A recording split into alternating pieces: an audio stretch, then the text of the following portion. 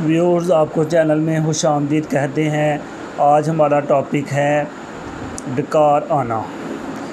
ये एक ऐसी बीमारी है जिसमें बार बार डकार आते हैं। इसको इंग्लिश में बेल्चिंग बोलते हैं। इसके असबाब मदरजा झैल हैं। डकार दरअसल मैदे या खुराक की नाली से खुद बखुद या जानबूझकर गैस का खराज है। ये आम तौर पर खाने के बाद होता है, जब मैदा ग़िज़ा से भर जाता है और खुराक की नाली का निचला स्फिंक्टर ढीला हो जाता है।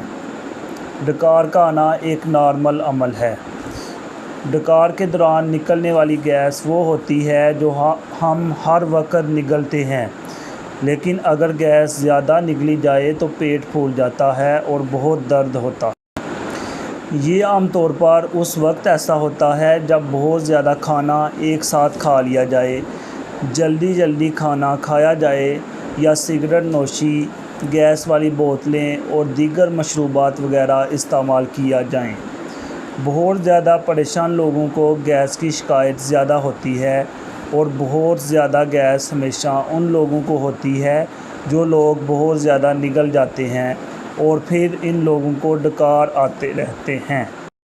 सिर्फ़ उन मरीज़ों को बाकायदा टेस्ट किया जाता है जिन्हें खाना निगलने में तकलीफ़ हो, बहुत जल्द पेट भर जाता है, उल्टी आती हो या सीने में जलन रहती हो।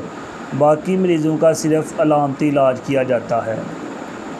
अगर मरीज़ का नाक बंद रहता हो, जिसकी वजह से उसे मुंह से सांस लेना पड़ता है, तो उसका ये मसला हल हो जाए तो उसके डकार कम हो जाएंगे। इसके इलाज के लिए आम तौर पर डॉक्टर सिर्फ गैविस्कॉन रिकमेंड करते हैं। 2 चम्मच सुबह, 2 चम्मच दोपहर और 2 चम्मच रात, खाना खाने के आधे घंटे के बाद। या फिर इसके अलावा एक सिरप फिल्म एसिड के नाम से आता है, आप ये भी इस्तेमाल कर सकते हैं। 2 चम्मच हर 8 घंटे बाद, खाना खाने के आधे घंटे के बाद।